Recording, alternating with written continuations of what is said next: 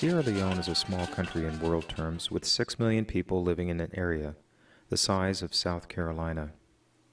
Like much of Africa, few people could identify it on a map, and many are not even familiar with the name. Sierra Leone is a country of great natural beauty and beautiful, proud people who in past centuries were removed from their homes and forced into servitude building Western nations. Movies like Amistad and Blood Diamond raised awareness of Sierra Leone in the West, perhaps more so than did a decade of civil war that ravaged the country between 1991 and 2002. The Civil War claimed thousands of lives and caused the displacement of millions of its citizens who spent years hiding or in refugee camps. And today, in spite of its rich history, Sierra Leone is the poorest country on earth. On virtually all measures, Sierra Leone is consumed by extreme poverty. Its total GDP of $1.7 billion in 2007 would rank it 973rd on the Fortune magazine listing of America's largest public companies. Its debt to the outside world is nearly as great as the total of its annual production of goods and services. Key measures of extreme poverty demonstrate how much the people of Sierra Leone suffer from their situation, with 1 out of 4 children dying before their 5th birthday and a life expectancy of 37 years. On measures of adult literacy, school completion, and access to clean water, Sierra Leone falls well below the average of the developing world. Jeff Hall graduated in 1986 from Amherst College, where he learned about challenging issues such as racism, sexism, and world hunger. To engage his commitment to solving these problems, Jeff worked in the Peace Corps in Sierra Leone in the late 1980s and lived for 2 years among the poorest people in the world. After the Civil War was over, he returned to Sierra Leone in 2004. What he saw astonished him. The village he had lived in had been reclaimed by the jungle, and people who had returned from refugee camps to start over were now living in the worst possible conditions without adequate shelter, clean water, or farms to grow food.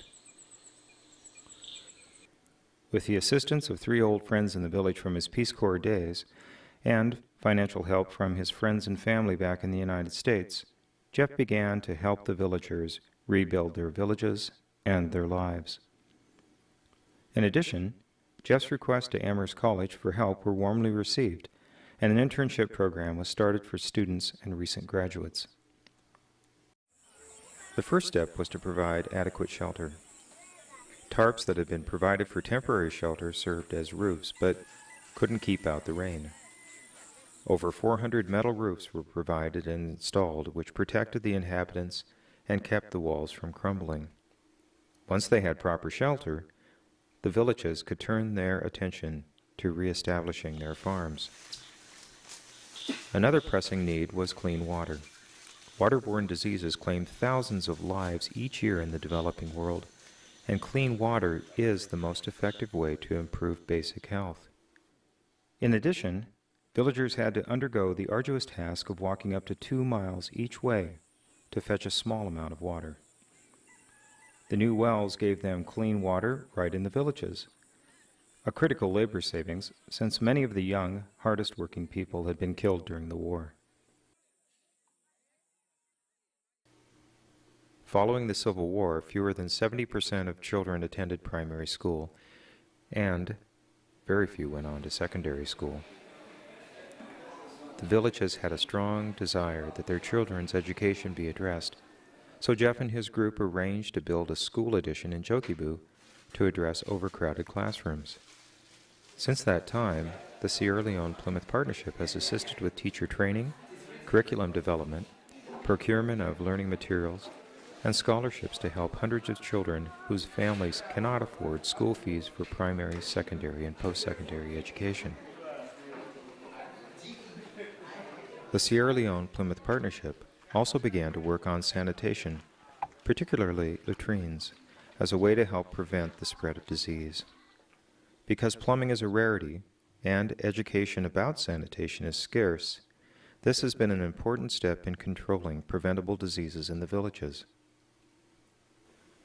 Even the most basic health care was non-existent in the villages, as is true in most of the developing world. Jeff and the Sierra Leone Plymouth Partnership recruited health experts in the United States, as well as from other organizations operating in Sierra Leone, to assist with providing the necessary tools for improving the health of the people in the villages. We hope that soon each village will have a community health worker or nurse to assist with delivering babies, administering vaccines, disease prevention, and injury care. Building a workable healthcare system takes a lot of work, and the Sierra Leone Plymouth Partnership continues the effort.